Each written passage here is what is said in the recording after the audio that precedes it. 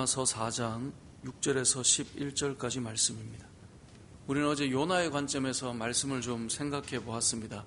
흔히 요나를 생각할 때 선지자가 저렇게 화를 내고 어떤 백성들이 하나님 앞에 회개하고 돌이켜서 은혜를 받는 것에 대해서 저렇게 불쾌하게 여기며 어제 말씀처럼 아주 몹시 화를 많이 내고 분노하고 어떻게 이럴 수 있을까라고 생각을 하는 경우가 많지만, 우리가 요나 입장이 되어 보았을 때 요나처럼 한 민족이 한 민족에게 박해를 당하고 침략을 당하고 고통을 당하고 억울함을 당하고, 그것처럼 우리 개인의 삶으로 끌어들여와 보면 나를 끊임없이 괴롭히고 나를 너무나 힘들게 만들고 정말 내 눈에 피눈물이 흐르도록 만드는 사람이 하나님 앞에 회개 한번 했다고 저렇게 다 용서해버린다면, 나의 삶의 그 피눈물과 힘겨웠던 마음들, 그것이 이렇게 그냥 끝나버릴 수 있는가?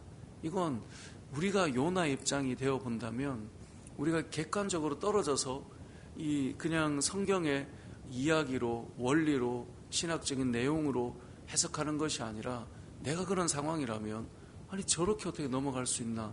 저렇게 용서한다면 우리가 당한 건 뭔가? 그래서 어제 우리가 생각해 볼 때 요나와 우리도 사실은 다르지 않을 수 있다는 것을 생각해 보았어요.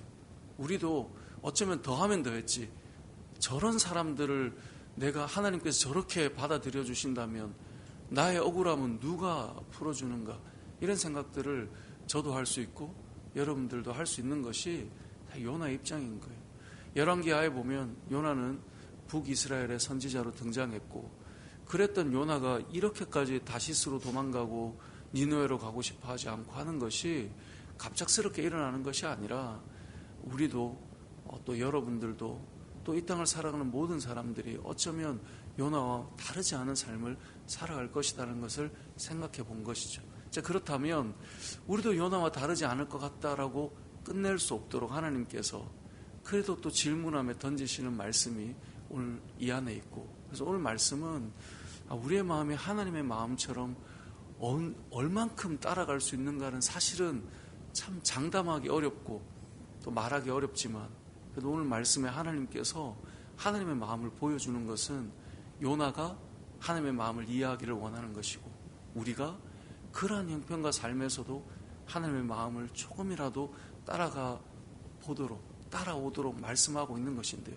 우리가 너무나 잘 아는 이 11절 말씀, 너가 이 박넝쿨 하나로 그렇게 기뻐하고 그것이 없어져서 그렇게 화가 나고 했는데, 그 니느웨에 있는 좌우를 분별하지 못하는 12만 명과 가축도 많이 있는 그 영혼이 있는 곳에 비록 그들이 악하다 할지라도 내가 그들을 어떻게 아끼지 않겠느냐라고 말할 때, 우리의 마음이 여기까지 참 도달하기는 어렵지만 오늘 말씀을 통해 하나님의 마음처럼 우리가 조금씩 가까이 다가가는 것이 필요하다라는 것을 오늘 말씀으로 우리가 한번 생각해 보면 좋겠다라는 것입니다. 그러니까 어제 말씀을 통해 요나의 입장이 되어 보면 사실 요나와 같이 우리도 살아갈 수밖에 없겠지만, 오늘 말씀을 통해 그럼에도 불구하고 이 악한 영혼들이 돌이키고 회복되는 것을 기뻐하시는 하나님의 마음을 우리가 조금이라도 우리의 마음이 넓어져서 이러한 자들도 하나님 앞에서 돌이키고 회개하는 모습이 하나님 기뻐하시는 일이고 우리도 기뻐해야 될 일이구나를 조금 더 배워가는 것이죠. 신앙의 이 여정은 우리가 점점 하나님을 닮아가는 것이고, 그게 우리 주일에 이 거룩함을 추구하는 교회라고 하는 것에서 두 번째가 하나님을 닮아가는 교회 사람들이었잖아요. 저와 여러분의 마음이 하나님의 마음을 조금씩 닮아가는 거죠. 상황으로 보자면, 예전에 우리의 마음으로 보자면 우리도 요나보다 더 할지도 몰라요. 오늘 본문에 보면 요나는 계속 화가 나 있어요. 계속 하나님께서 하신 일이 마음에 안 들어요. 하나님의 은혜가 나에게는 은혜로 작용되지가 않아요. 이것은 우리의 마음속에도 늘 있는 마음이거든요. 어떻게 저런 사람에게 하나님께서 은혜를 베푸신단 말인가? 그런데 그러한 요나에게, 그러한 우리에게 하나님께서 내가 어떻게 아끼지 않겠느냐? 내가 어떻게 아끼지 않겠느냐? 라는 말씀을 하시는 이 말씀이 내 마음에 조금씩 더 넓혀지는 마음으로 다가온다면 우리의 신앙은 하나님께서 던지신 이 질문처럼 하나님의 마음처럼 조금은 더 닮아가게 되는 그런 은혜가 있게 될 텐데요. 그래서 오늘 이 말씀처럼 어제는 우리가 요나와 다른가를 봤다면 오늘은 그럼에도 우리에게 하나님의 마음처럼 살아갈 수 있는 이 마음을 달라고 우리가 그렇게 좀 말씀을 받아들여 보았으면 좋겠어요. 하나님의 마음처럼 우리도 영혼을 아끼는 그런 마음이 임하게 해달라고 구해보는 것이죠.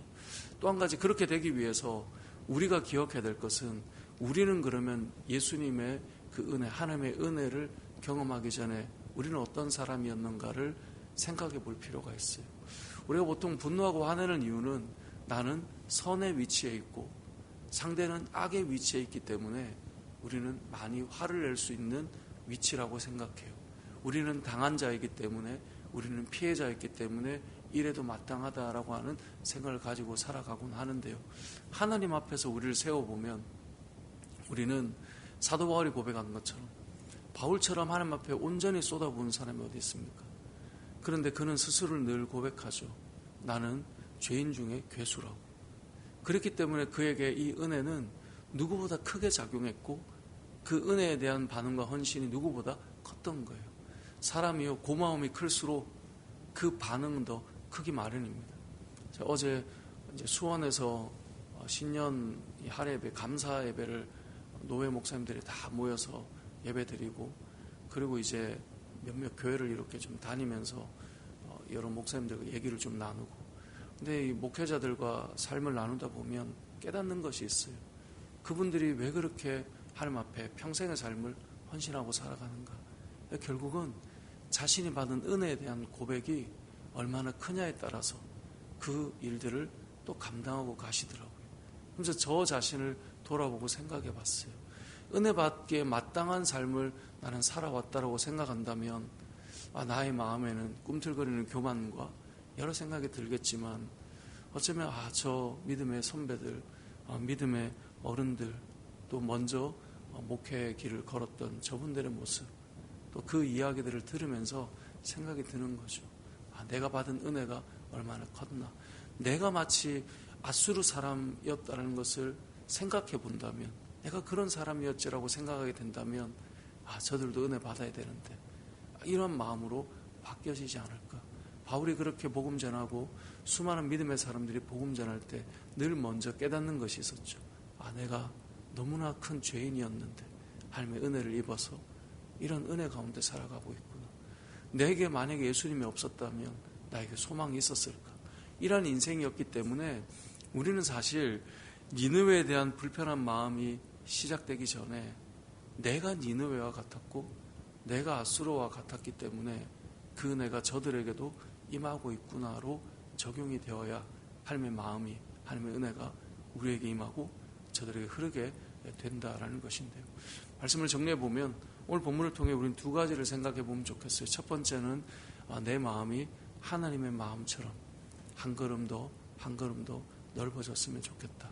그게 하나님께서 요구하시는 마음이에요. 내 마음이 이렇다.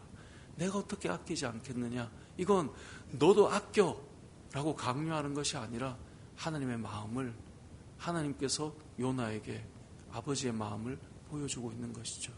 우리에게 그 마음이 정말 잘 임하여서 올 한 해 우리의 마음이 또 한 걸음 더 넓어지는 마음 되었으면 좋겠고요. 그러기 위해서 두 번째로 기억할 것은 우리도 아수르와 같은 우리도 니느웨와 같은 우리도 죄인 중에 괴수요.